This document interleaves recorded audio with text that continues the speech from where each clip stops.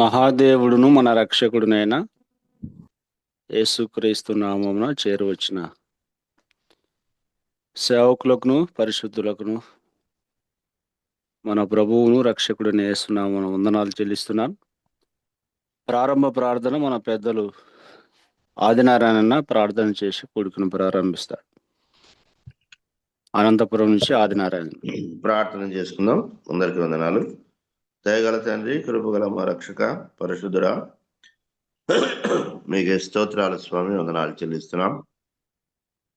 మరి యొక్క నూతన దినంలో మాకు ప్రవేశాన్ని అనుగ్రహించి అరుణోదయం ప్రభావ ఈ విధంగా జూమ్ కాన్ఫరెన్స్ లో మేమందరము ఆయా దూర ప్రాంతాల్లో ఉన్న ఏకమనస్సుతో ఏకాత్మతో సహోదరులుగా మీ పాదాల చెంతకు నాయనమర్తిని ఒక కుటుంబీకులుగా చేరి మీ ఘనమైన నామాన్ని స్తోత్రించి కీర్తించి పూజించుకునే గొప్ప ధన్యతను మాకు ఇచ్చినందుకు వందనాలైనా స్తోత్రాలు.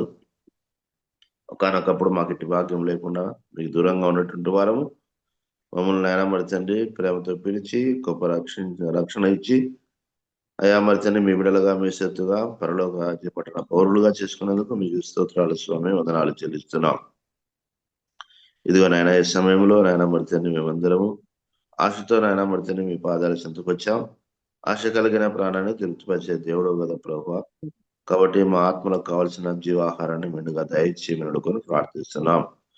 పాల్గొన్న మేమందరం కూడా మీ మాటలు విని బలపడి మీ సారూప్యములకు మార్చబడడానికి మేమైనా కృపను మా పట్ల విస్తరింపజేయమని, ఈ యొక్క కూడికంతట్లో ఆదియు మధ్యము అంతము అల్పయోమేగా మీరు నడిపించి ఎక్కడ ఆటంకాలు లేకుండా మీ ఆత్మ నడిపింపు దయచేసి మీ నామానికి మహిమ తెచ్చుకోమని, ఇందులో పాల్గొన్న బిడ్డలందరూ కూడా నాయనబడుతండి మరి ప్రభా మీ మాటలు విని బలపడలాగా కృప చెప్పని యేసు ప్రభువుల వారి పరిశుద్ధమైన నామాన్ని బట్టి స్తుతించి ప్రార్థించి దీని మనస్సు అడిగి వేడుకుంటున్నాము తండ్రి, ఆమేన్. ఆమేన్. వందనాలు. ప్రార్థన చేసిన పెద్దలు ఆదినారాయణకు వందనాలు. మన మధ్యలో పాట పాడటానికి మర్యాదాస్ అన్న పాట పాడి ప్రభుని స్తుతిస్తారు. పాట సంఖ్య 865 పాట. దూతలు తెలిపిరి ఈ వార్త దేవా, దూతలు పలికిరి శుభవార్త, దూతలు తెలిపిరి ఈ వార్త దేవా, దూతలు పలికిరి శుభవార్త, ప్రవక్తలు రాసిన యేసుని వార్త, ప్రవక్తలు రాసిన యేసుని వార్త, దూతలు తెలిపిరి ఈ వార్త దేవా, దూతలు పలికిరి శుభవార్త, దూతలు తెలిపిరి ఈ వార్త దేవా, దూతలు పలికిరి శుభవార్త, దేవుని చిత్తము నెరవేర్చుటకు మన పాపములను మన్నించుటకు, దేవుని చిత్తము నెరవేర్చుటకు మన పాపములను మన్నించుటకు, బ్రతికించెను ప్రభు లోకమునెల్లా, బ్రతికించెను ప్రభు లోకమునెల్లా, ఇది ఏ మార్గము సత్యము జీవము, ఇది ఏ మార్గము సత్యము జీవము, దూతలు తెలిపిరి ఈ వార్త దేవా, దూతలు పలికిరి శుభవార్త, సత్యవేదము తెలిపిన వార్త, కొత్త నిబంధన తెచ్చిన వార్త, సత్యవేదము తెలిపిన వార్త, క్రొత్త నిబంధన తెచ్చిన వార్త, పాపిని మార్చే దేవుని వార్త, పాపిని మార్చే దేవుని వార్త, దేవుని వార్త వినరండి సర్వ జనులారా, సమయమిదేవో ప్రియులారా, దూతలు తెలిపిరి ఈ వార్త, దేవా దూతలు పలికిరి శుభవార్త. అన్నా వందనాలు. కీర్తన పాడి ప్రభువుని స్తుతించిన మన ప్రియులు మరేదాసనకు ఈ మార్నింగ్ కాన్ఫరెన్స్ ద్వారా వందనాలు తెలియజేస్తున్నాను. ప్రార్థన వాక్య సహాయం కొరకు ప్రార్థన మన ప్రియులు ఆదిన దేవదానం అంకులు చేస్తారు. బొంబాయి నుంచి దేవదానం అంకులు. ప్రార్థన చేసుకున్నాడు. అందరికీ వందనాలండి.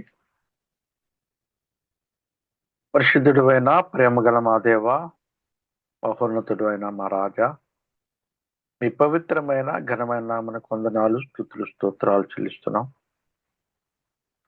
మీ కృపా మహోదయమును బట్టి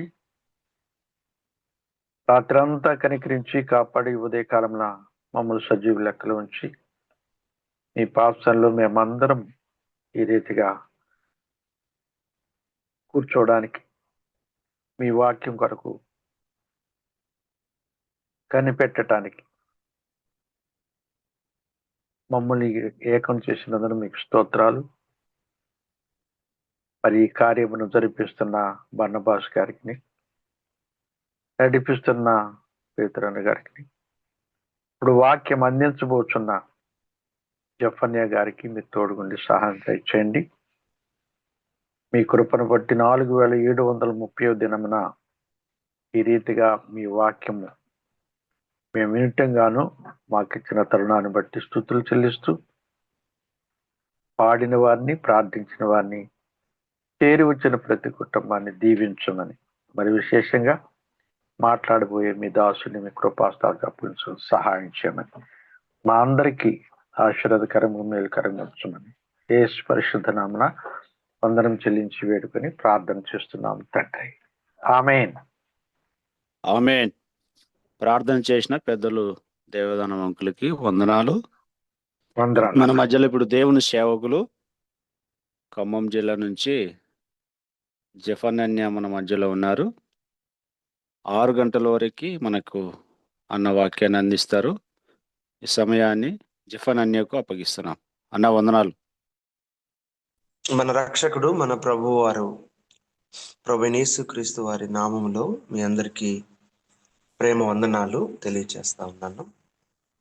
ఈ ఉదయకాలం మరొకసారి మరొక నూతన దినంలో ప్రభుని సేవించడానికి, కలుసుకోవడానికి దేవుడు మనకిచ్చిన ఈ మంచి తరుణాన్ని బట్టి ప్రభుని స్తుతిస్తూ ఉన్నాం. మరి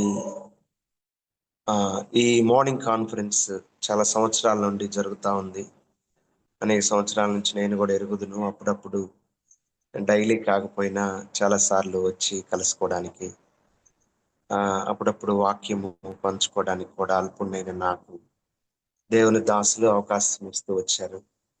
అలాగే ఎప్పుడైనా పాట పాడడానికి కూడా మీ మధ్య పరిచర్య చేయడానికి ప్రభు కృప ఇచ్చారు. ఉదయకాలం మరి దేవుడు ఇచ్చిన ఈ కృపను బట్టి ప్రభుని స్తుతిస్తూ, నాకంటే ఎంతో అనుభవజ్ఞులు, పెద్దలు, దైవ సేవకులు కూడి వచ్చే మంచి సహవాసం, ఈ సహవాసంలో మరి ప్రతిరోజు వాక్యాన్ని వింటూ వాక్యంతో సహవాసం చేస్తూ ఈ జూమ్ కాన్ఫరెన్స్ లో మరి చలైన నిద్రను త్యాగం చేసైనా ఉదయము ఎక్కువనే ప్రాతకాలంన ప్రభువును కలుసుకోవడానికి దేవుడు మనకిస్తున్న ఈ సందర్భాలను బట్టి ప్రభుని స్తుతిస్తా ఉన్నాం.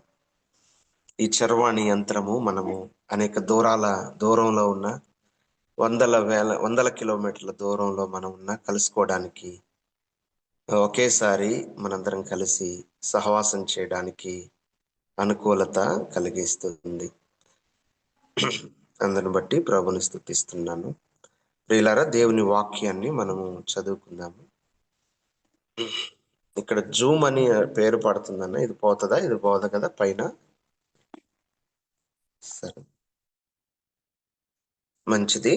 లూకాసు వార్త, మనం దేవుని వాక్యాన్ని చదువుకుందాం ఈ ఉదయకాలం. ప్రియులారా, మనము కలిసి వాక్యాన్ని ధ్యానం చేద్దాం. మనందరము వాక్యాన్ని ప్రేమించే వారము, వాక్యాన్ని ధ్యానించేవారం. మన పెద్దలు మనకు వాక్యాన్ని ప్రేమించడము, వాక్యాన్ని ధ్యానించడం, వాక్యానుసారంగా జీవించడానికి నేర్పుతూ వచ్చారు.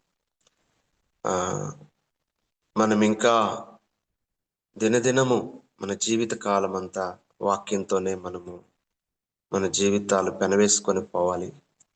అవి వాక్యంతోనే ముడివేయబడాలి.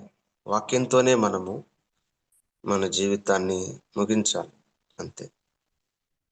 మన జీవితానికి వాక్యం ఎప్పుడు పరిచయం అయిందో మనకు ఒకవేళ డేట్ గుర్తు లేకపోవచ్చు, కానీ మన జీవిత అంత్య దినాల్లో, మన యొక్క చివరి దినాల్లో, లేకపోతే ఈ భూమి మీద మన తలువు చాలించేలేకి దేవుని వాక్యము మన హృదయం నిండా ఎంతో ప్రభు మెచ్చుకోదగినంతగా ఆయన స్వరూప్యానికి మార్చేది వాక్యమే కాబట్టి, వాక్యమే మన జీవితాన్ని కదిలించేది కాబట్టి. ఎందుకంటే హృదయము అన్నిటికంటే మోసకరమైంది, అది ఘోరమైన వ్యాధి గలది, దానిని గ్రహింపగలవాడెవడు అని దేవుని వాక్యం చెప్తుంది. ఇర్మియా 17:9 మనం ఆ మాట చూస్తాం. అయితే హృదయాన్ని గ్రహించేది వాక్యమే. హృదయాన్ని ఎవరు గ్రహిస్తారు? వాక్యమే గ్రహించింది. దానికి ఆన్సర్గా హెబ్రీలకు రాసిన పత్రిక 4:12 చెప్తుంది. ఎందుకనగా దేవుని వాక్యం సజీవమైంది, బలము గలది, రెండంచులు గల ఎటువంటి ఖడ్గము కంటే వాడిగలదై ప్రాణాత్మలను, మూలుగను, కీళ్లను విభజించునంత మటుకు దూరుచు హృదయం యొక్క ఆలోచనలు, తలంపులను శోధిస్తూ ఉంది, పనిచేస్తా ఉంది. మన హృదయాన్ని ప్రియులారా పరిశీలించేది దేవుని వాక్యమే. ఎక్స్రే కిరణాలను ఒక సైంటిస్ట్ కనుగొన్నాడు. ఆయన పేరు రామ్టెంజన్ అంటారు. ఆయన ఎప్పుడు కనుగొన్నాడు నాకు డేట్ మర్చిపోయాను, కానీ ఆయన ఎక్స్రే కిరణాలను కనుగొన్నాడు. మన లోపలకు అవి ప్రవేశించి మన లోపల అంతరంగ భాగాలను ఫోటో తీస్తాయి. అలాగైతే వాటికి కూడా అందని ఆలోచనలు, ఊహలు, తలంపులను వాక్యం ఫోటో తీసి చూపించింది. వాక్యము మనకు బయలుపరిచింది. కాబట్టి వాక్యము మన జీవితాలను అది సరిచేయడము, నిలబెట్టడము వాక్యం బాధ్యత. వాక్యానికి మనం అప్పగించుకోవాల్సిన బాధ్యత ఉంది. వాక్యాన్ని ఒక కమిట్మెంట్తో మనము ధ్యానించవలసిన అవసరం ఉంది. వాక్యాన్ని ప్రేమించవలసిన అవసరం ఉంది. ఈ చివరి దినాల్లో వాక్యం పట్ల మనకు ఆసక్తి తగ్గిపోతుంది. నా మట్టుకు నేను మీ ముందు ఒప్పుకుంటున్నాను, నేను నా అవిధేయత ఒప్పుకుంటున్నాను. నేను వాక్యాన్ని చాలినంతగా ధ్యానించట్లేదు. ప్రభు నేను ఎక్కువగా వాక్యాన్ని ధ్యానించడానికి ఆయన కృప కావాలి. నా మనస్సు వాక్యం మీద ఎక్కువగా ఉండేటట్టు సహాయం చేయి ప్రభువా అని ప్రార్థిస్తున్నాను. ప్రియులారా, చాలాసార్లు ఓడిపోతున్నాం. మనము వాక్యం విషయంలో ఎక్కువగా ఇంకా మనము ప్రేమిద్దాం. మంచిది. ప్రియులారా, లూకాసు వార్త 2వ అధ్యాయం ధ్యానం చేద్దాం. చూడండి, లూకాసు వార్త 2వ అధ్యాయం 1 నుంచి. ఆ దినములలో సర్వలోకమునకు ప్రజాసంఖ్య రాయవలెనని కైసరు ఐగుస్తు వలన ఆజ్ఞ ఆయను. ఇది కురేనియా సిరియా దేశమునకు అధిపతి అయి ఉన్నప్పుడు జరిగిన మొదటి ప్రజా సంఖ్య. అందరూ ఆ సంఖ్యలో రాయబడుటకు తమ తమ పట్టణములకు వెళ్ళిరి. యోసేపు దావీదు వంశములోను గోత్రములోను పుట్టినవాడు కనుక తనకు భార్యగా ప్రదానము చేయబడి గర్భవతి అయి ఉండిన మరియతో కూడా ఆ సంఖ్యలో రాయబడుటకు గలీలయలోని నజరేతు నుండి యూదయలోని బెత్లెహేమ్ అనబడిన దావీదు ఊరికి వెళ్ళెను. వారక్కడ ఉన్నప్పుడు ఆమె ప్రసవ దినములు నిండెను గనుక తన తొలిచూలు కుమారుని కని పొత్తిగుడ్డలతో చుట్టి, సత్రములో వారికి స్థలము లేనందున ఆయనను పశువుల తొట్టిలో పరుండబెట్టెను. 11వ వచనం చదువుదాం. దావీదు పట్టణమందు నేడు రక్షకుడు మీ కొరకు పుట్టి ఉన్నాడు. ఈయన ప్రభు అయిన క్రీస్తు. 20వ వచనం చదువుదాం. అంతటా ఆ గొర్రెల కాపరులు తమతో చెప్పబడినట్టుగా తాము విన్న వాటిని కన్నవాటిని అన్నిటినీ గూర్చి దేవుని మహిమపరచుచు స్తోత్రము చేయుచు తిరిగి వెళ్ళిరి.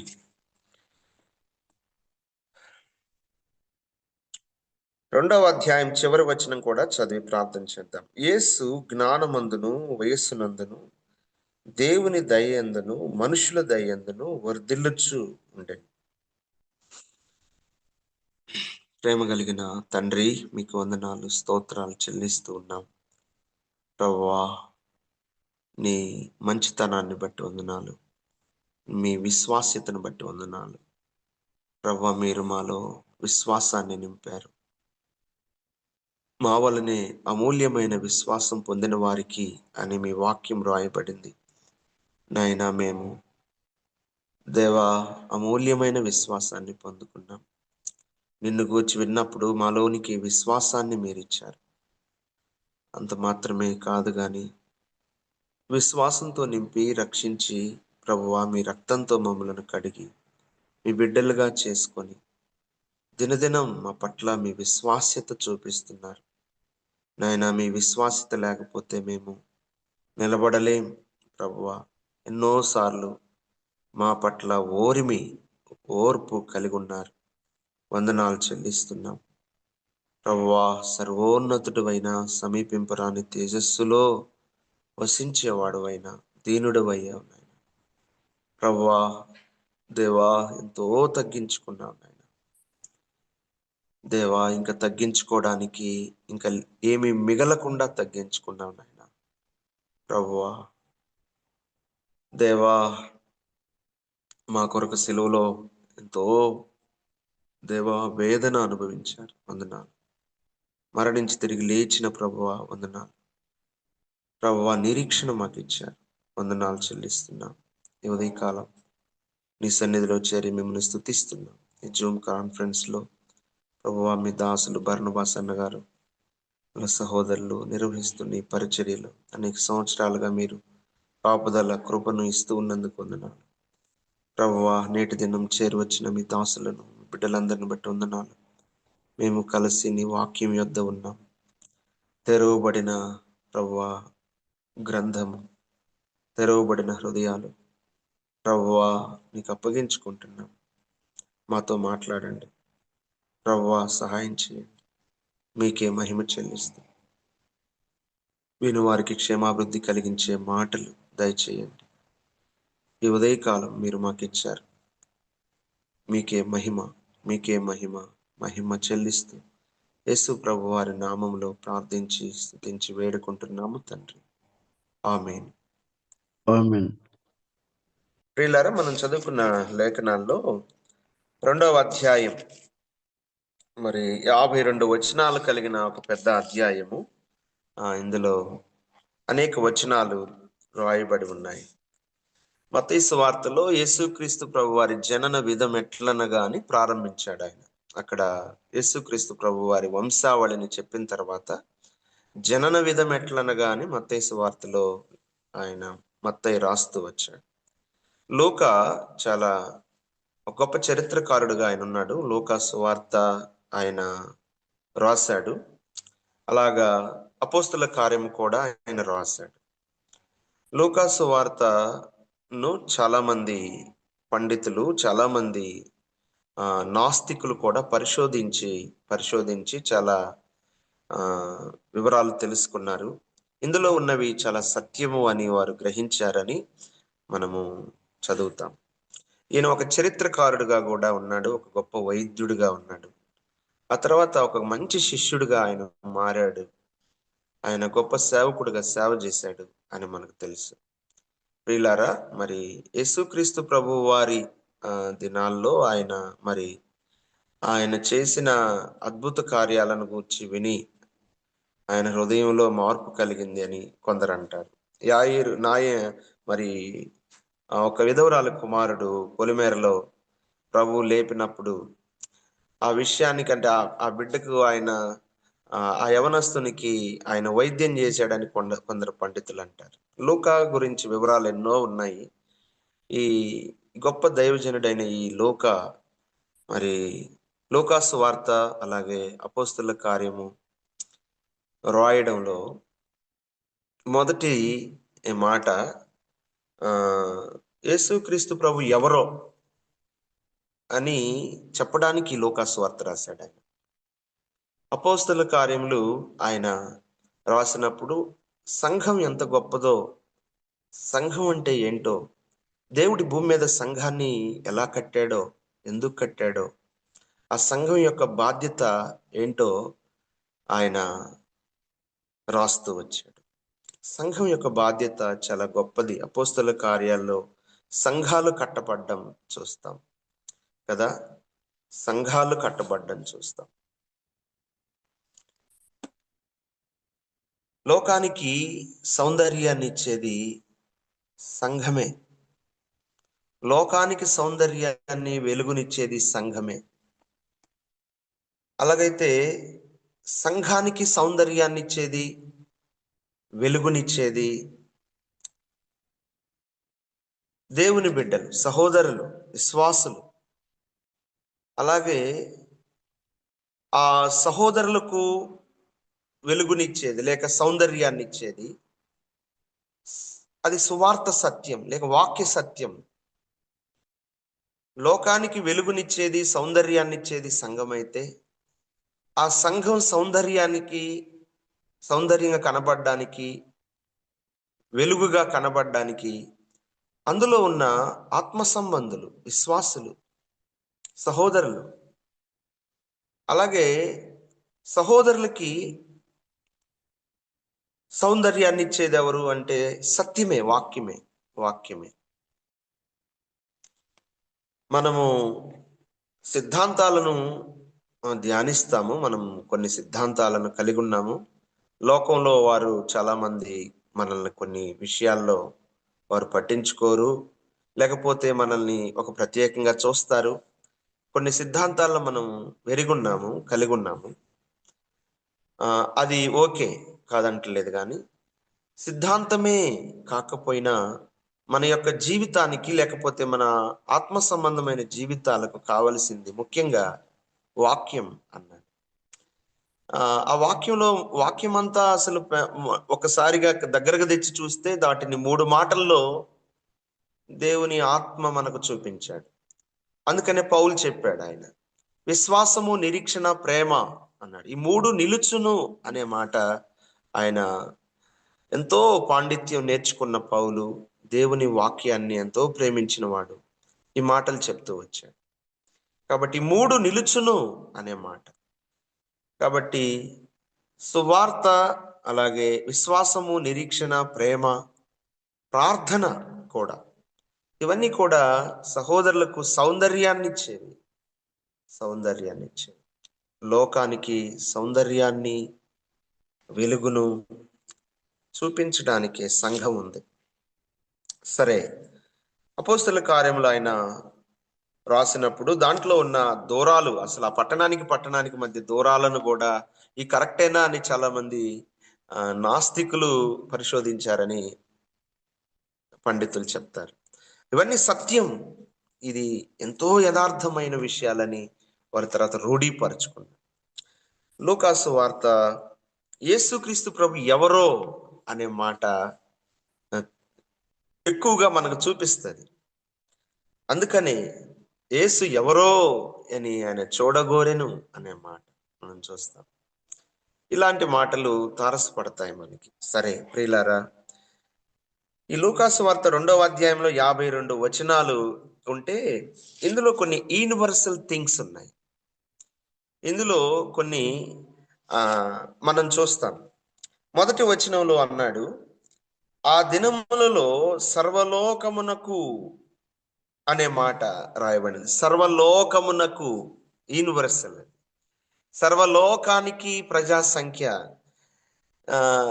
రోమన్ ఎంపరర్స్ ఎంతమంది ఉన్నారో చరిత్ర చెప్తుంది.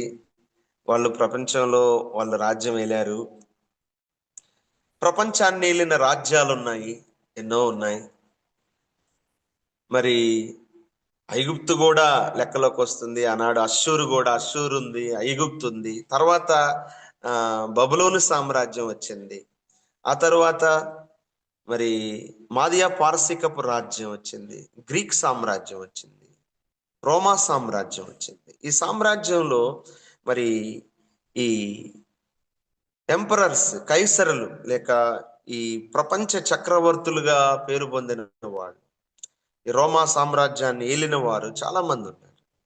ప్రియులారా, వాళ్ళందరిలో చాలా ప్రాముఖ్యమైన వాళ్ళుగా కొందరున్నారు.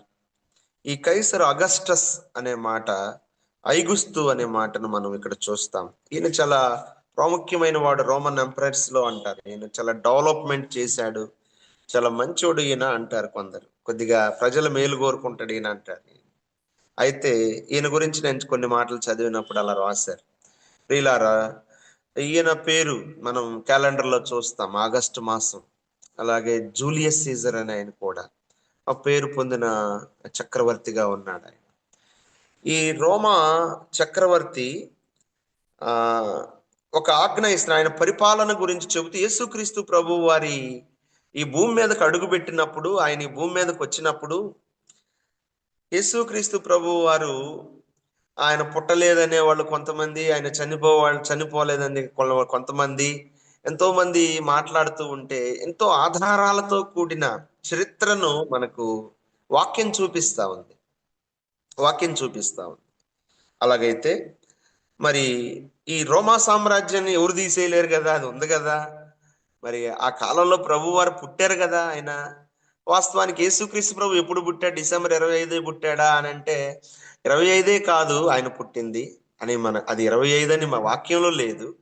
ఖచ్చితంగా ఇదే కాలంలో ఆయన డిసెంబర్ 10 నుండి దాదాపు జనవరి 10 లోపు ఏదో ఒక తారీఖు ఆయన పుట్టి ఉంటాడు అనేది చరిత్రకారులు చెప్తున్న సత్యం. అది ఏ రోజు, అందుకనే ప్రపంచవ్యాప్తంగా దాదాపుగా అన్ని దేశాల్లో డిసెంబర్ 1 నుంచి జనవరి 10 దాకా పండగలు జరుగుతూనే ఉంటాయి. క్రిస్మస్ ఆగదు.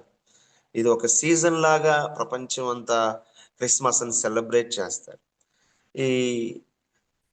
ఈ క్రిస్మస్ పండగలో లేకపోతే ఈ దినాల్లో మనం ఉన్నాము, కానీ మనము ప్రభువుని సేవించే విధానం వేరు, మన ప్రభువుని మనం ఆరాధించే విధానం. అందుకే అది క్రైస్ట్ ప్లస్ మాస్ అన్నారు కదా. ప్రభువుని ఆరాధించడమే కదా మనం చేయాల్సింది. ప్రభువుని ఆరాధించే వారంగా మనం ఇంకా ఎక్కువగా ఆయనకి ఇష్టమైన ఆరాధికులుగా మారడం, ఆయన్ను శ్రేష్టమైన రీతిలో ఆరాధించడం మనము ఎదగాల్సిన విషయాలవి, మనం నేర్చుకోవాల్సిన విషయాలవి. ఈ లోకంలో చాలా మందికి పండగని ఏదో ఆచారంగా చేస్తున్నారు, అది వేరే విషయం. ప్రియులారా, అలాగైతే చూడండి, వాక్యాన్ని మనం ధ్యానిస్తున్నప్పుడు యూనివర్సల్ థింగ్స్ కొన్ని ఉన్నాయి. సర్వలోకమునకు పరిపాలన చేస్తున్న ఈ కైసరును చూస్తుంటే మనం ఆత్మీయంగా కొన్ని లేఖనాలను ధ్యానిస్తున్నప్పుడు మన ప్రభువు వారు కూడా సర్వలోకానికి ఆయన రాజుగా మనం చూస్తాం. ఈ కైసర్ ఐగుస్తు ప్రపంచం మొత్తాన్ని పరిపాలిస్తున్న రాజు అయితే, ఆ పరలోకాన్ని, భూలోకాన్ని, ఆకాశ మహాకాశములు అన్నాడు, ప్రపంచములు అనే మాట కూడా వాడాడు. మరి ప్రియులారా, అటన్నిటినీ పరిపాలిస్తున్న వాడుగా ఉన్నాడు. రాజులకు రాజుగా, ప్రభువులకు ప్రభువుగా ఆయన ఉన్నాడు. మనము ఇందులో ఉన్న యూనివర్సల్ థింగ్స్ ని కొంచెం అట్లా చూసి మనం ధ్యానిద్దాము కొన్ని మాటలు. అలాగే ప్రియులారా, ప్రపంచానికి, సర్వలోకానికి ఒక సంఖ్య రాయబడుతుంది, ఒక లెక్క రాయబడుతుంది. సర్వలోకాన్ని పరిపాలిస్తున్న ఒక రాజు ఇక్కడ కనపడుతుంటే అంతకంటే గొప్పవాడైన మన ప్రభువు కనపడుతున్నాడు. అంత మాత్రమే కాదు, సర్వలోకానికి ఒక సంఖ్య రాస్తున్నాడు ఆయన, లెక్కలు రాస్తున్నాడు ఆయన. అలాగైతే మన ప్రభువు కూడా సర్వలోకానికి లెక్కలు రాసేవాడు అని చెప్పడానికి ఇది కూడా ఒక యూనివర్సల్ థింకే. ప్రియులారా, సర్వలోకపు మనుషులందరినీ లెక్కలు రాస్తున్నాడు ఆయన, రాస్తున్నాడు. ఆ విషయాలను కొన్ని చూద్దాం. మూడవదిగా, మనము సర్వలోకాన్ని పరిపాలిస్తున్నవాడుగా, సర్వలోకానికి ఆజ్ఞ ఇస్తున్నవాడుగా ఉంటే, మూడవదిగా సర్వలోకానికి ఆజ్ఞ ఇస్తా ఉన్నాడు, లెక్కలు రాయిస్తున్నాడు, సర్వలోకానికి ఆజ్ఞ జారీ చేస్తున్నాడు.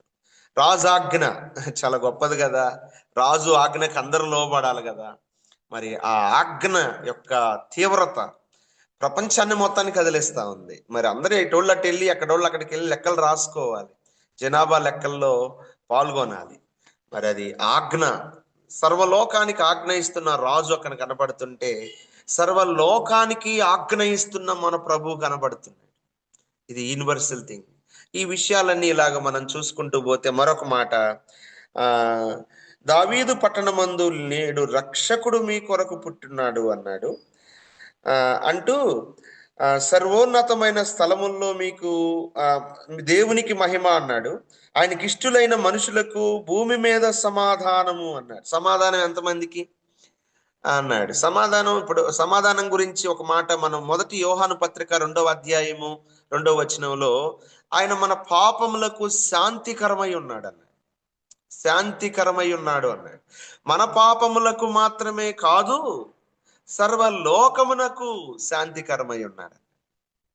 అంటే ఈ సమాధానము, ఈ శాంతి ఎంతమందికి అంటే సర్వలోకానికి, సర్వలోకానికి, యూనివర్సల్ థింకింగ్. అలాగే సర్వలోకానికి రక్షకుడు ఎంతమందికి? మళ్ళా రక్షణ అన్నాడు. రక్షకుడు మీ కొరకు పుట్టాడు అన్నాడు.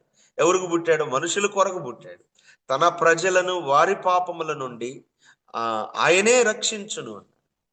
ఈయన నిజముగా లోక రక్షకుడు అనే మాట యోహాను సువార్త 4లో చెప్పాడు.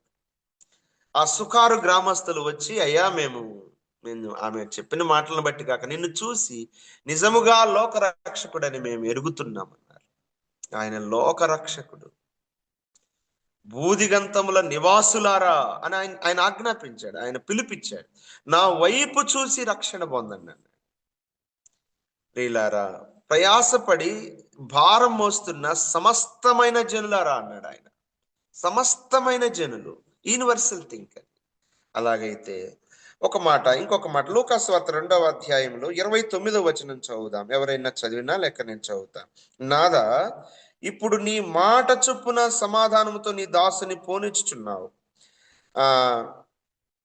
అన్యజనులకు నిన్ను బయలుపరచుటకు వెలుగుగాను, నీ ప్రజలైన ఇశ్రాయేలుకు మహిమగాను నీవు సకల ప్రజల ఎదుట సిద్ధపరిచిన నీ రక్షణ నేను కన్నులారా చూచి తిని అనే మాట సిమియోను పలికాడు.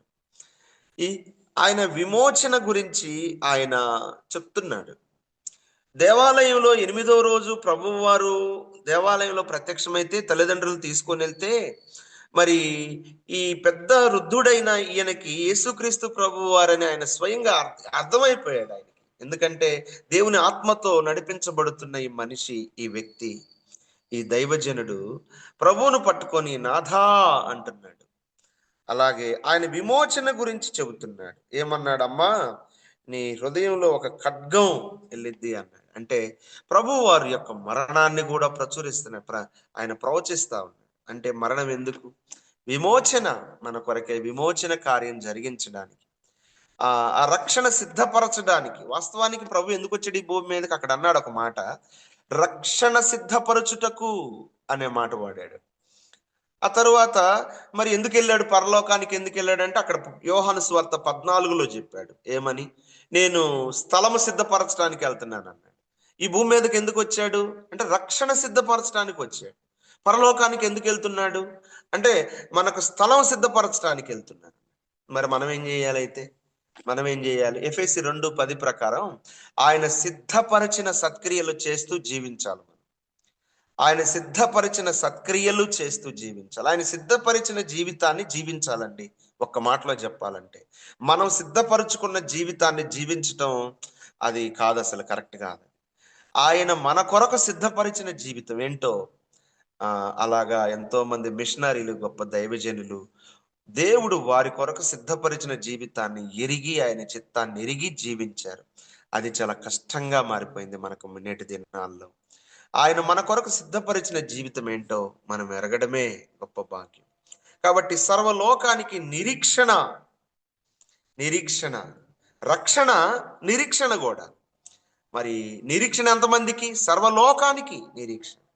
అలాగైతే ఈ గొల్లలు సాక్ష్యం ఇస్తున్నారు. అంత మాత్రమే కాదు, మిఖాయేలు సాక్ష్యం ఇస్తున్నాడు. ఎంతమందికి? నేడు రక్షకుడు పుట్టాడు. ఎంతమందికి? సర్వలోకానికి సాక్ష్యం. ఇలాగ యూనివర్సల్ థింగ్స్ ఉన్నాయి. ప్రియులారా, సర్వలోకాన్ని పరిపాలిస్తున్న రాజుగా, సర్వలోకానికి ఆజ్ఞ ఇస్తున్న రాజుగా, సర్వలోకాన్ని లెక్కలు రాస్తున్న రాజుగా, సర్వలోకానికి రక్షకుడుగా ఉన్న ప్రభువుగా, సర్వలోకానికి శాంతినిచ్చే ప్రభువుగా ఆయన ఉన్నాడు. సర్వలోకానికి నిరీక్షణనిచ్చేవాడుగా ఆయన ఉన్నాడు. సర్వలోకానికి ఆయన సాక్ష్యాన్ని పంపుతున్నాడు, సాక్ష్యాన్ని ప్రకటింపజేస్తున్నాడు. ఆయనను గూర్చిన సాక్ష్యం, ఆయన గూర్చిన సాక్ష్యాన్ని ప్రకటింపజేస్తున్నాడు ప్రభు. ఎంత గొప్ప విషయాలు ఉన్నాయి. ఈ 2వ అధ్యాయంలో యూనివర్సల్ థింగ్స్ ఉన్నాయి. అలాగా వాటిని కొన్ని నేను మీ ముందు పెట్టాలని ఇవన్నీ చెప్పాను. ఈ 7 పాయింట్లు అయితే నేను చెప్పాను. వీటిని కొంచెం మనము మొదటి నుంచి చూద్దాం ఏంటి అనే మాటలు. ఆ దినములలో సర్వలోకమునకు ప్రజాసంఖ్య రాయవలనని కైసరు ఐగుస్తు వలన ఆజ్ఞ ఆయను అన్న. ఈ మొదటి మాటలో ఈ చరిత్ర విషయాలే ఇవి. కానీ మన ప్రభువుని మనము చూద్దాం ప్రతి లేఖనంలో అన్నట్టుగా. నేను మీ ముందు ఉంచాను ఆ మాటలు. ఆయన సర్వలోకాన్ని పరిపాలిస్తూ ఉంటే మన ప్రభు సర్వలోకాన్ని పరిపాలిస్తూ, ఈ పితరులు ఇది వారు అన్నాడు. శరీరమును బట్టి క్రీస్తు వీరిలో పుట్టెను అన్నాడు. ఈయన సర్వాధికారి అయిన దేవుడై ఉండి నిరంతరము స్తోత్రార్హుడై ఉన్నాడు. ప్రభు సర్వాధికారి కదా, నువ్వు సర్వాధికారం కలిగిన వాడవయ్యా అని 24 పెద్దలు ఆ ప్రకటన గ్రంథంలో 4-5 అధ్యాయాల్లో ఆరాధిస్తున్నారు. ప్రభువును ఆరాధిస్తున్న అధ్యాయం ఉన్నది, తండ్రిని ఆరాధిస్తున్న అధ్యాయం ఉన్నది. మనము చూస్తాం 4-5 అధ్యాయాలు. ప్రియులారా, తండ్రి చిత్తాన్ని ఎవరు బయలుపరుస్తారు? తండ్రి చేతిలో ఉన్న గ్రంథాన్ని ఎవరు ఇప్పుతారంటే ఆయన ఇప్పగలిగిన యోగ్యుడు అని మనం అక్కడ చూస్తాం. సర్వాధికారి ఆయన, తండ్రి చిత్తాన్ని నెరవేర్చేవాడు, తండ్రి చిత్తాన్ని బయలుపరిచేవాడు, తండ్రి చిత్తాన్ని నెరవేర్చడానికి ఆ గ్రంథములను ఇప్పుటకు యోగ్యుడు ఎవరు కనబడలేదు. వధింపబడిన గొర్రెపిల్ల యోగ్యుడయ్యాడు. యోగ్యుడు ఆయన, సర్వాధికారి. అలాగైతే ప్రియులారా, ఈ సర్వలోకాన్ని పరిపాలిస్తున్న వాడుగా మనం చూస్తాం. తిమోతికి రాసిన మొదటి పత్రిక 6:15 ఏమన్నాడు? సమస్తమునకు జీవాధారకుడు అన్నాడు. 13లో చెప్పాడు అన్నమాట. 15లో వస్తే శ్రీమంతుడు, అద్వితీయుడు అన్నాడు. సర్వాధిపతి, రాజులకు రాజు, ప్రభువులకు ప్రభువు. ఆ ప్రత్యక్షత అందరికీ ఆయన యుక్త కాలంలో బయలుపరుస్తాడు. ఆయన రాజుగా ఆయన ప్రత్యక్షతను అపేక్షించే వారికి బయలుపరుస్తాడు. ఆయన కోరుకున్న వాళ్ళకు ఆయన కనబడతాడు. ఆ ప్రత్యక్షతను ఆయన రాజుగా మనం చూస్తాం. ప్రియులారా, ఆనాడు లోకము నిన్ను చూసి ఏ మనిషి రూపం కంటే నీ రూపము చాలా చాలా వికారంగా ఉందయ్యా అని, అస్సలు ఏంటయ్యా ఈ రూపం అని ఆయన చూసి తలలు ఊపేశారంట. యెషయా గ్రంథం 52లో ఆ మాట రాయబడింది. నిన్ను చూసి ఏ మనిషి రూపం కంటే కూడా నీ రూపం చాలా వికారంగా ఉంది అన్నారు. ప్రియులారా, చాలా వికారంగా ఉన్నాడు ఆయన. ఎందుకు? మన కోసం తన సౌందర్యాన్ని కోల్పోయాడు.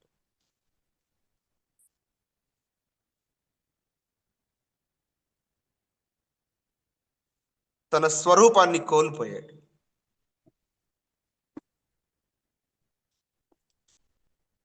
తన సొగసును కోల్పోయాడు. ఆయన మన కోసము రిక్తుడైపోయాడు. ఆయన నలిగిపోయాడు. ఆయన యెషయా గ్రంథం 53:1 చెప్పాడు, 2 చెప్పాడు. మనం అతనిని చూచి అపేక్షించున్నట్లు అన్నాడు. మనం అతనిని చూస్తే మనకు అపేక్ష కలగాలి. అపేక్ష కలగడానికి ఆయన యందు స్వరూపము లేదు, సొగసు లేదన్నాడు. సొగసు లేని రూపం, స్వరూపము లేని రూపం, వికారమైన రూపం మనల్ని ఆకర్షించింది. మనల్ని ఆకర్షించింది. మన పాపాలు కడిగింది, మనల్ని శుద్ధీకరించింది. అట్లాగైతే ఆయన స్వరూపాన్ని కోల్పోయాడు. 10,000 మందిలో గుర్తింపదగిన ప్రియుడు ఆయన. ఆయన సౌందర్యవంతుడైన నా ప్రియుడు, నా ప్రియుడు అని సులమితి చెప్తుంది. ధవళవర్ణుడు, రత్నవర్ణుడు అని చెప్తుంది మన ప్రభువుని గురించి. అయితే ఆయన స్వరూపము కోల్పోయాడు, సొగసు కోల్పోయాడు. ఆయన ప్రియులారా, ఆయనను చూచి మనం అపేక్షించినట్లు ఆయన యందు స్వరూపం లేదన్నాడు. ప్రియులారా, అలాగైతే మన ప్రభువును మనం చూస్తాం. ఆ ప్రత్యక్షత రాజులకు రాజు, శ్రీమంతుడు, అద్వితీయుడు, సర్వాధిపతి, సౌందర్యవంతుడు. ఆయన చూస్తే ఆశ తీరిద్ది అన్నాడు కీర్తనాకారుడు. అయ్యా, నిన్ను చూస్తే నా ఆశ, నీ స్వరూప దర్శనం చూస్తేనే నా ఆశ తీరిద్ది. ఇంకంతే. ఏమి చేసినా నా ఆశ తీరదు, ఏమి చూసినా నా ఆశ తీరదు. చికాగోను చూడు, వాషింగ్టన్ చూడు, ఆస్ట్రేలియా చూడు, ఆ బీచ్ చూడు, ఈ బీచ్, ఎన్నన్నా చూడు, ఏమన్నా చూడు, ఈ లోకంలో ఎన్నన్నా చూడు, ఏమన్నా చూడు, ఈ నిజంగా ఆశ తీరాలంటే ఆయన స్వరూప దర్శనం చూడాలంతే. నేను మేల్కొన్నప్పుడు నీ స్వరూప దర్శనము చూసి నా ఆశ తీర్చుకుందును అన్న. ఇప్పుడైతే మనం చూద్దాం ఆయన ముఖ కాంతిలో ఆయన దగ్గరికి వెళ్తే మనము ప్రియులారా మన రహస్య పాపాలు కూడా కనబడతాయి, సరి చేసుకుంటాం, చూస్తాం. ఆయన ప్రత్యక్షత కనపరుస్తాడు. ఆయన రాజులకు రాజు, ప్రభువులకు ప్రభు. అపోస్తలుల కార్యం 10:36 చెప్పాడు. ఏమన్నాడు? యేసుక్రీస్తు అందరికీ ప్రభువు, అందరికీ ప్రభు. రోమన్ ఎంపరర్స్ ని ఏమని పిలవాలో తెలుసా? Caesar is the my lord, Caesar is the my lord అని పిలవాలి. మనం ప్రైజ్ ద లార్డ్ అన్నట్టుగా ఈ దినాల్లో మనం ప్రైజ్ ద లార్డ్ అంటున్నామే, అంటారు కదా. అలాగైతే Caesar is the my lord అనాలి. అనకపోతే చచ్చిపోతారు, చంపబడతారు వాళ్ళు. కానీ పరిశుద్ధాత్మ వలన తప్ప, పరిశుద్ధాత్మ ద్వారా తప్ప ఎవరు యేసును ప్రభు అని పిలవలేరు అన్నాడు. ఆత్మను పొందితే తప్ప, ఆత్మ ఆ కృపను, ఆ ధైర్యాన్ని ఇస్తే తప్ప, ఒక వ్యక్తి ఆత్మతో నింపబడితే తప్ప యేసును ప్రభువుగా ఒప్పుకోలేరు. అందుకనే చెప్పాడు, రోమా 10లో చెప్పాడు, యేసు ప్రభువని నీ నోటితో ఒప్పుకోవాలి. నీ నోటితో ఎక్కడ ఒప్పుకోవాల్సి వచ్చింది, అందరి ముందు ఒప్పుకోవాల్సి వచ్చింది. యేసు ప్రభువు అని నీ నోటితో ఒప్పుకోవాలన్నాడు. నీ హృదయంలో విశ్వసించాలన్నాడు. హృదయం నిండా ఆయన నిండిపోవాలి. నీ నోటితో ఆయన ప్రభు, నా ప్రభు, నా ప్రభు అని సాక్ష్యం ఇవ్వాలి ఆయన గురించి. అలాగైతే సాక్ష్యం ఇవ్వకపోతే మనం నిజంగా ఆయన బిడ్డలం కాలేం. ఆయన తన వారిని ఎరుగును అన్నాడు. యేసు ఈ లోకం నుండి వెళ్ళనయ్యుండి వారిని ప్రేమించాడన్నాడు. యోహాను 13:1 చెప్పాడు. ఆయన వారిని ప్రేమించాడన్నాడు. ఇప్పుడు అంతవరకు ప్రేమించాడన్నాడు. ప్రేమించే ప్రభు ఆయన మనల్ని ఎరుగును, ఆయన ఎరుగును. అలాగైతే ప్రియులారా, యేసు ప్రభువు, అందరికీ ప్రభు, అందరికీ ప్రభు. ఆయన అంగీకరించిన వారికి ఇంకా ఎంతో సమీపంగా ఉండే ప్రభు. అలాగే ప్రియులారా, ఒకసారి 97వ కీర్తనలో ఒక మాట దయచేసి చూడండి. 97వ కీర్తన ఎవరైనా చదువు, మొదటి నుంచి ఒక మాట. 97వ కీర్తనలో మొదటి నుంచి 97. యెహోవా రాజ్యము చేయుచున్నాడు, భూలోకము ఆనందించునుగాక. ద్వీపములన్నీ ఇంకంతే.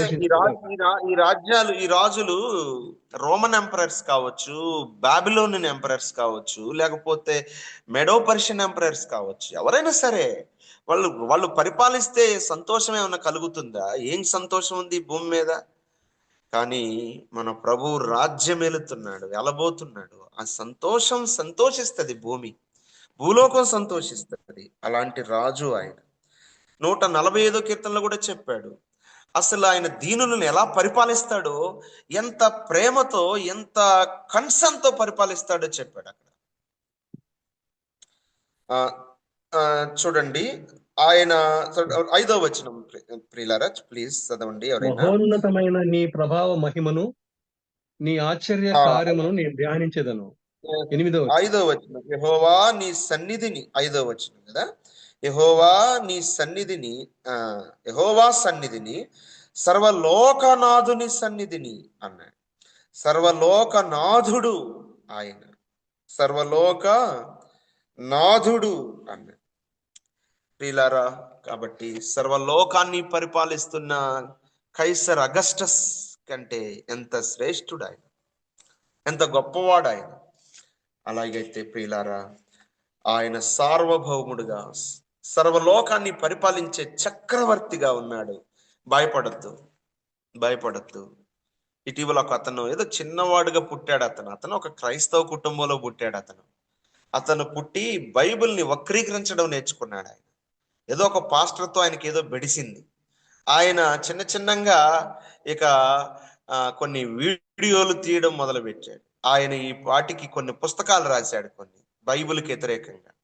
ఆయన అలా ఇంతింతయి విజయవాడ పెద్ద గ్రౌండ్ లో దాదాపు 2-3 లక్షల మందితో 10th యానివర్సరీ చేస్తున్నాడు ఆయన, శివశక్తి అనే పేరుతోటి.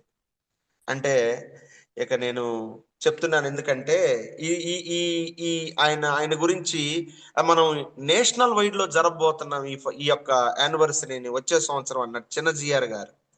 ప్రియులారా, ఎందుకో మరి తెలియట్లేదు. అంటే ఏం చేయనంటే ఏదో చేయడానికి బైబిల్ విమర్శించడానికి అదొక యజ్ఞమా?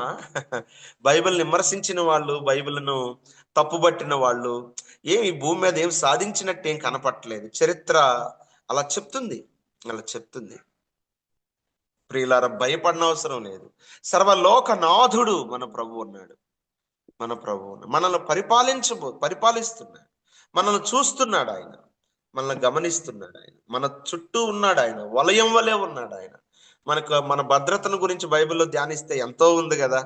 ఎలీషా చెప్పాడు, ఎలీషా సేవకుడు, కన్నులు తెరువు ప్రభువా అంటే ఆయన కన్నులు తెరిస్తే అగ్ని రథాలు ఉన్నాయి కదా. యెహోవా యందు భయభక్తులు గల వారి చుట్టూ అన్నాడు.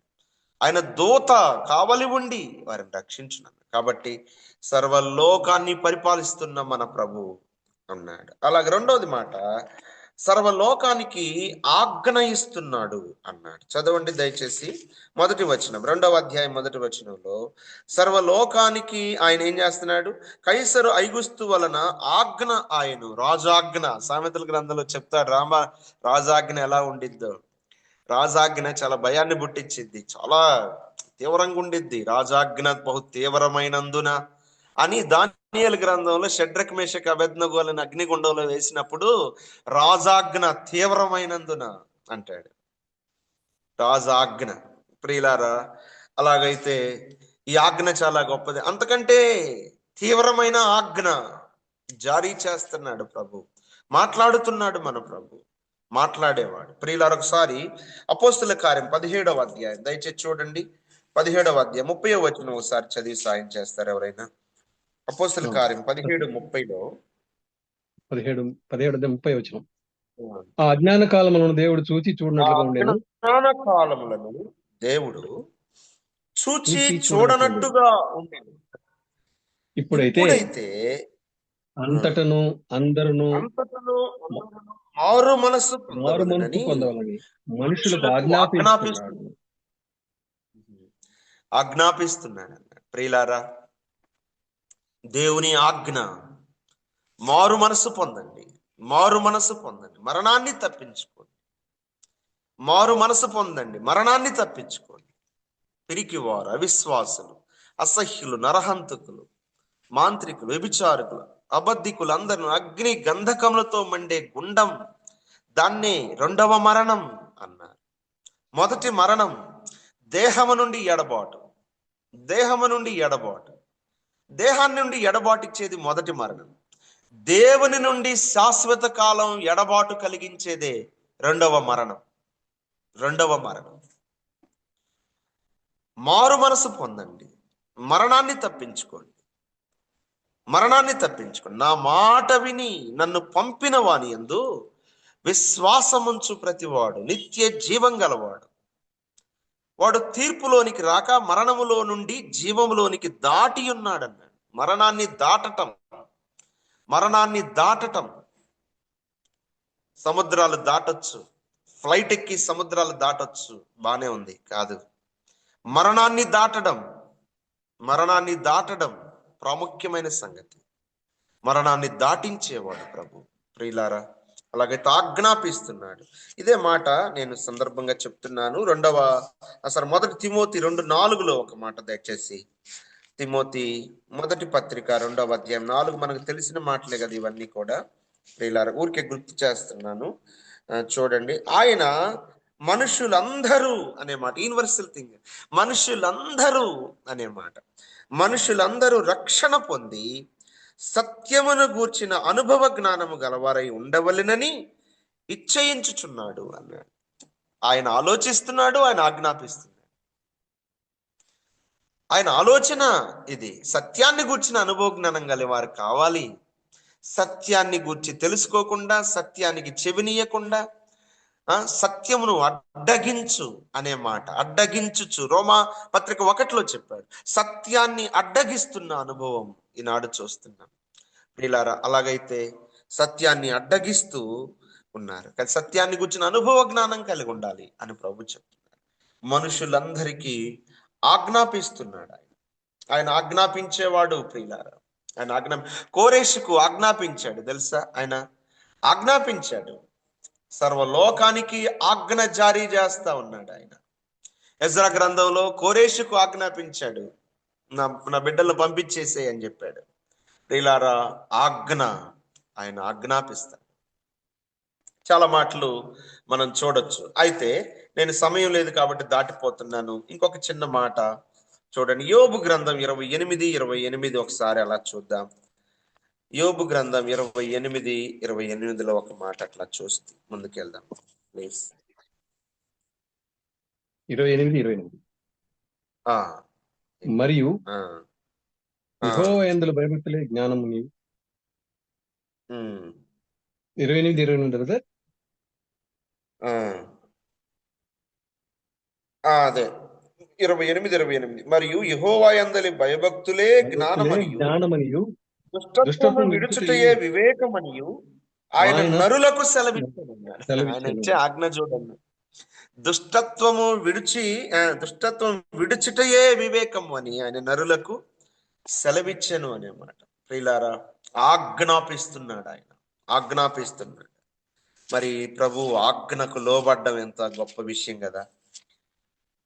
36:10 కూడా అక్కడే ఉంది, తీసాం కాబట్టి చదువు. ఉపదేశం వినుటకై వారి చెవిని తెరవజేయును, పాపము విడిచి రండని ఆజ్ఞ ఇస్తున్నాడు. 36:10 చెప్పాడు అన్నమాట. యోబు గ్రంథం 36:10 మళ్ళీ ఒకసారి చదవండి బ్రదర్ ప్లీజ్. ఉపదేశము వినుటకై వారి చెవిని తెరవజేయును, పాపము విడిచి రండని ఆయన ఆజ్ఞాపిస్తున్నాడు. అది లోకానికి ఆయన ఇస్తున్న ఆజ్ఞ. అలాగైతే సర్వలోకానికి ఆజ్ఞ ఇస్తున్నాడు. మూడో మాట చెప్పి నేను ముగిస్తాను ఇంక 2 నిమిషాల్లో ప్లీజ్. మూడో మాట ఏంటంటే, సర్వలోకం యొక్క లెక్కలు రాస్తున్నాడు ఈ రాజు.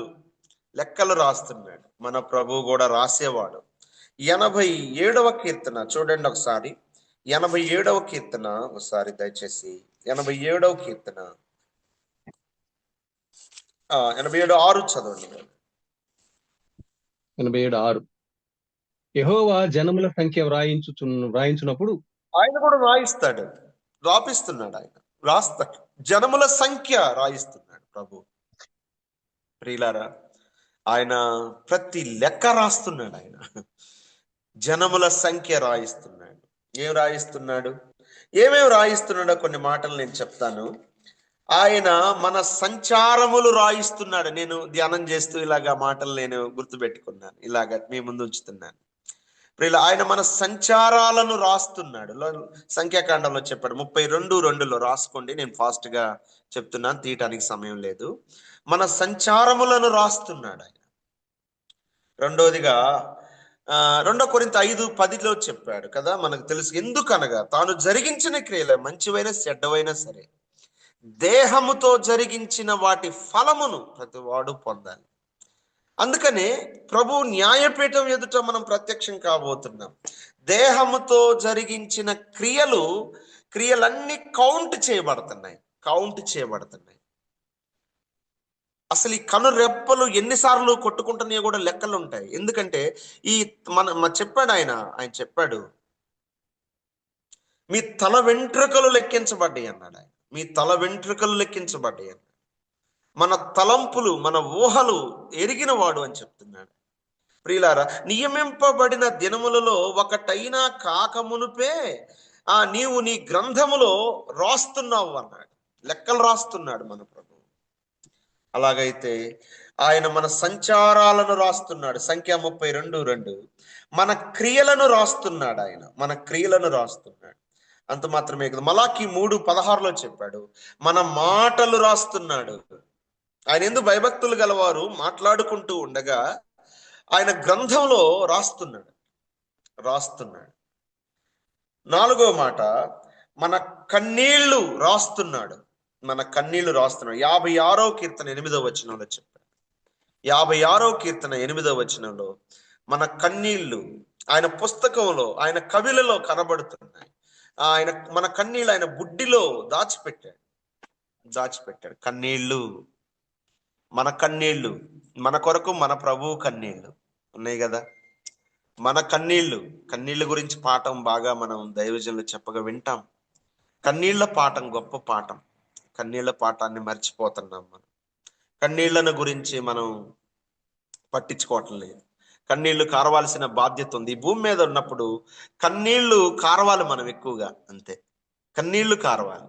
ఆయన ప్రతి బాష్ప బిందువును తుడుస్తాడని వాక్యం చెప్తుంది. అంటే బాష్ప బిందువులు తుడుస్తాడు, కన్నీళ్లు తుడుస్తాడు. కన్నీళ్లు లేకుండా ఏం తుడుస్తాడు? కన్నీళ్లు లేకుండా ఏం తుడుస్తాడు? మన చిక్కిళ్ళ మీద కన్నీళ్లు లేకుండా ఏం తుడుస్తాడు? దైవజనుడైన భక్సింగ్ గారు ఆయన డైరీలో ఇలా రాసిందంట. ఒక భక్తుడు చదివి ఆయన ఎక్స్ప్లెనేషన్ ఇచ్చాడు. ఆయన అన్నాడంట ఇలాగా, ఐ లాస్ మెనీ మీల్స్ అన్నాడంట. నేను చాలా సార్లు భోజనం చేయడం మానేశాను. ఐ వాక్ మెనీ మైల్స్ అన్నాడంట. నేను చాలా మైళ్ళు దూరం నడిచాను కాలుతో అన్నాడంట. My pillows knows my tears అన్నాడంట. నా యొక్క దిండుకి తెలుసు నా కన్నీళ్ళు ఎన్నో అని రాసుకున్నాడంట. ప్రియులారా, నా దిండుకి నా కన్నీళ్ళు ఎన్నో తెలుసు అన్నాడు. కాబట్టి కన్నీళ్లు రాస్తున్నాడు ప్రభు. మన కన్నీళ్లను రాస్తున్నాడు. నీళ్లు కిందకు ప్రవహిస్తాయి అన్నాడు ఒక దైవజనుడు. నీళ్లు కిందకు ప్రవహిస్తాయి, కానీ కన్నీళ్లు పైకి ప్రవహిస్తాయి అంట. కన్నీళ్లు మన ప్రభు సింహాసనాన్ని తాకటానికి అవి పైకి ప్రవహిస్తాయంట. చూస్తుంటే కళ్ళల్లో నుంచి కిందకు గారినట్టే ఉంటాయి, కానీ అవి పైకి వెళ్తాయి అంట. ప్రియులారా, కన్నీళ్లు పరీక్షించుకోవాల్సినవే. కన్నీళ్లు కూడా పరీక్షించబడాల్సిందే. అదేంటి బ్రదర్ అలా అంటావంటే, మరంతే. కన్నీళ్లు పరీక్షించబడాల్సిందే. ప్రియులారా, మన ఈ లోకంలో బతుకు తెరువు కోసం కాచే కన్నీళ్లు ఉన్నాయి. బతుకు తెరువు కోసం కన్నీళ్ళు అంటే డబ్బులు ఇస్తే కన్నీళ్లు గార్చేవాళ్ళు ఉన్నారు. గ్లిజరిన్ పూసుకొని కన్నీళ్లు గార్చేవాళ్ళు ఉన్నారు. అలాగైతే బతుకు తెరువు కోసం కన్నీళ్లు కార్చేవాళ్ళు ఉంటే, బాధల్లో కన్నీళ్లు గార్చేవాళ్ళు ఉన్నారు. బాధ వస్తున్నప్పుడు, ఏదో అయిన వారు పోయినప్పుడు, గాయమైనప్పుడు, అనారోగ్యమైనప్పుడు కన్నీళ్లు గార్చేవాళ్ళు ఉన్నారు. కానీ బైబిల్ చెప్పే కన్నీళ్లు భారంతో కార్చే కన్నీళ్లు. నా కన్నీళ్లు అనే మాట. ఇర్మియా కార్చిన కన్నీళ్లు, పౌలు కార్చిన మన ప్రభువు కార్చిన కన్నీళ్లు, భక్తులు కార్చిన కన్నీళ్లు. 3 సంవత్సరాలు రాత్రింబగుళ్ళు కన్నీళ్లు విడుస్తూ వచ్చాను మీ కొరకు అంటాడు పౌలు, ఒక సంఘం కొరకు. ప్రియులారా, కన్నీళ్లు బతుకు తెరువు కోసం కాచే కన్నీళ్లు కాదు. బాధల్లో కన్నీళ్లు కావలసిన నొత్తి అవి కూడా కాదు. భారంతో కార్చే కన్నీళ్లే ప్రభు రాస్తున్నాడు. కన్నీళ్లు లేకుండా ఆయన కన్నీళ్లు ఎలా తుడుస్తాడు చూద్దాం ప్రియులారా. అలాగైతే మన మన ఆహ్వానాలు రాస్తున్నాడు ఆయన. 19వ అధ్యాయం ప్రకటన గ్రంథం 19:9 ఒకసారి చదవండి. చివరి మాటలు ఇవి. ప్రకటన గ్రంథం 19:9 ఇలా చెప్పాడు. ఏమన్నాడు ప్రియులారా? మరియు అతడు నాతో ఇలాగు చెప్పాను, గొర్రె పిల్ల పెండ్లి విందుకు పిలువబడిన వారు ధన్యులని రాయుము అన్నాడు. మన ఆహ్వానాలు రాస్తున్నాడు ఆయన. మన ఆహ్వానం, మన పెళ్లి కార్డు ఎవరికి ఇవ్వాలని రాసుకుంటాం కదా, ఎవరెవరికి ఇవ్వాలో ఆయన రాస్తున్నాడు అక్కడ. ప్రియులారా, ఎవరెవరు ఆ గొర్రె పిల్ల పెళ్లి విందులో పాల్గొంటారో రాస్తున్నాడు. ఆయన మనస్సులో మనం ఉండడం చాలా అవసరం. ఆయన మనస్సులో మనం గుర్తుండడం చాలా అవసరం. ప్రియులారా, మనకు ప్రభు గుర్తున్నాడు, మంచిదే. కానీ ప్రభువా, నేను నీకు తెలుసు, నేను నిన్ను ఎరుగుదును. అబ్రహాము నేను ఎరుగుదును అన్నాడు, ఇస్సాకు నేను ఎరుగుదును అన్నాడు, యాకోబు నేను ఎరుగుదును అన్నాడు, నేను ఎరుగుదును, నా సేవకులను నేను ఎరుగుదును అన్నాడు, నా బిడ్డలను నేను ఎరుగుదును అన్నాడు. ప్రభు తన వారిని ఎరుగును అనే మాట మనం ఇందాక చెప్పుకున్నాం ప్రియులారా. అలాగైతే ఆహ్వానాలు రాస్తున్నాడు. ప్రియుల, మన తల వెంట్రుకలు ఎన్నో లెక్కించబడ్డాయి అన్నాడు. ప్రియులారా, ఆయన నక్షత్రముల సంఖ్య నియమించాడు అన్నాడు. వాటన్నిటికీ పేర్లు పెట్టుచున్నాడు అన్నాడు. ఎన్ని నక్షత్రాలు ఆయన సృజించాడో వాటన్నిటికీ పేర్లు పెట్టుచున్నాడు అన్నాడు. అంత గొప్పవాడు మన ప్రభు. సర్వలోకానికి ఆజ్ఞ ఇస్తున్నాడు. అలాగే సర్వలోకానికి రక్షకుడుగా, సర్వలోకానికి శాంతినిచ్చేవాడుగా, సర్వలోకానికి నిరీక్షణ ఇచ్చేవాడుగా, సర్వలోకానికి సాక్ష్యాన్ని పంపిస్తున్నవాడుగా, ఇంకా కొన్ని యూనివర్సల్ థింగ్స్ ని నేను మీ ముందుకు తేవాలనుకున్నాను, సమయం లేదు. కానీ ఈ 3 విషయాలు ప్రియులారా మనం మనసులోకి తెచ్చుకొని ఒకసారి మన ప్రభుని బట్టి మనం ధైర్యం పొందుదాం. ఆయన ఆ సార్వభౌముడైన ప్రభు మన కోసం దీనుడయ్యాడు, రిక్తుడయ్యాడు. ఆయన పశువుల తొట్టిలోనికి వచ్చాడు. ప్రియులారా, ఆయన గూర్చి మనం కింద మాటలు చూడాలి, ధ్యానం చేయాలి. కానీ సమయం లేదు కదా, మనం వదిలేస్తున్నాము. 2వ అధ్యాయంలో చెప్పాడు ఆయన, మీరు ఆ పొత్తి గుడ్డలతో చుట్టబడిన ఒక ఆనవాలు ప్రభువును చూస్తారు మీరు అన్నాడు. పొత్తి గుడ్డలతో. ప్రియులారా, సత్రంలో స్థలం లేనందున పొత్తి గుడ్డలతో చుట్టారు. ఆయన పొత్తి గుడ్డలతో చుట్టి ఆయన పరుండా పెట్టబడ్డారు. ఎందుకంటే ఆ మాట ఎందుకో గుర్తొచ్చి చదువుతున్నాను. ఒకసారి యోబు గ్రంథం అందరం చదువుకొని ప్రార్థన. యోబు గ్రంథం 38వ అధ్యాయం 9వ వచనం ప్లీజ్. 38:9 చదవండి, చదువుదాం, ప్రార్థన చేద్దాం. 38:9 అక్కడ రాసింది ఒక మాట. నేను మేఘమును దానికి వస్త్రముగాను, గాఢాంధకారమును దానికి పొత్తి గుడ్డగాను చేసినప్పుడు నీవు చూసారా? ఆ పైన 8లో అన్నాడు, సముద్రాన్ని గురించి చెప్పాడు. ఆ మాట సముద్రాన్ని గురించి భూమిలోంచి రాగా తలుపుల చేత దాన్ని మూసిన వాడేవాడు. తలుపులు వేసినట్టుగా వేసాడు, గడియ పెట్టినట్టుగా మళ్ళా పొంగకుండా చేశాడు. ఆమోసు 5:7 చెప్పాడు, ఆయన సముద్రమును పిలిచి భూమి మీద దాన్ని పొర్లి పారింపజేయువాడు అన్నాడు. ఆమోసు 5:8 చెప్పాడు అన్నమాట. కానీ ఇక్కడ అన్నాడు, సముద్రానికి తలుపులు పెట్టాను, గడియలు పెట్టాను, అద్దులు పెట్టాను అన్నాడు. పెట్టి తర్వాత అన్నాడు, దానికి గాఢాంధకారమును పొత్తి గుడ్డగా వేశాను నేను అంటున్నాడు. ఆయన పొత్తి గుడ్డగా గాఢాంధకారాన్ని నేను కింద సముద్రాన్ని కింద ఉంచాను నేను. కానీ ఆయనకి భూమి మీద కట్టుకోవడానికి ప్రియులారా వస్త్రాలు లేవేమో. అప్పుడు ఆయన పొత్తి గుడ్డలతో చుట్టి అన్నాడు.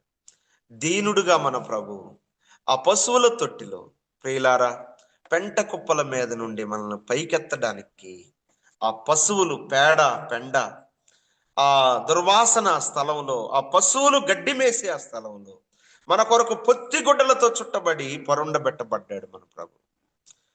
సార్వభౌముడు ఎంతగా తగ్గించుకున్నాడు, ఎంతగా దీనుడయ్యాడు. ఇక తగ్గించుకోవడానికి ఇంకేమీ లేకుండా తగ్గించుకున్నాడు ఆయన ఈ భూమి మీద మనిషిగా వచ్చి అని చెప్పాడు ఒక దైవజనుడు. మనం తగ్గించుకోవాలంటే ఇంకా ఏదో మన జీవిత చివరి దినాల్లో కూడా ఆ ఆ అంకుల్ చాలా దీనుడు, ఆయన చాలా తగ్గింపు గలవాడు, చాలా హంబుల్ పర్సన్ అని మనం ఆయన గురించి చెప్పుకుంటే ఎక్కడో ప్రభు కన్నులకి, మన కన్నులకి కాదులేండి, ప్రభు కన్నులకి ఏదో ఒకటి ఇంకా ఆయన తగ్గించుకోవాల్సింది కనబడిద్ది. కానీ ప్రభువును చూస్తే ఇంకా తగ్గించుకోవాల్సింది ఏముంది చెప్పండి? ప్రభు దగ్గర ఇంకేముంది? అంతగా తగ్గింది, మరణము పొందునంతగా, సిలువ మరణము పొందినంతగా తగ్గించుకున్నాడు మన ప్రభు. దీనుడయ్యాడు. ప్రియులారా, మన ప్రభువుని బట్టి మనం ధైర్యం పొందుదాం, మనం ఆరాధిద్దాం. కైసరు ఐగుస్తుల కంటే గొప్పవాడు, ఈ లోకాన్ని రాజ్యాలు రాజుల కంటే గొప్పవాడు. ఆయన దీనుడిగా భూమి మీద పుట్టాడు. ఆయనను బట్టి ఆయన సేవకులం, ఆయన బిడ్డలం, ఆయన ఆరాధించే వారం మనం, ఆయన వెంబడిస్తున్న వారం మనం. కాబట్టి ఆయనను సేవిస్తూ ఈ చివరి దినాల్లో ఇంకా మనము ఆయనను మహిమపరుస్తూ బ్రతుకుదుము గాక. దేవుడి మాటలు దీవించును గాక. ఓకే. మన ప్రియులు బర్నబాస్ అన్న ప్రార్థన చేస్తారు, ముగింపు ప్రార్థన. సర్వాధికారి అయిన మా ప్రభువా, సమస్తమునకు ఆచారభూతుడా, మీ పరిశుద్ధ నామానికి స్తోత్రాలు చెల్లిస్తున్నాం. వేకువజామునే మీ దాసుని బలపరిచి మీరు అందించిన మాటకి మీ నామాన్ని గణపరుస్తున్నాం.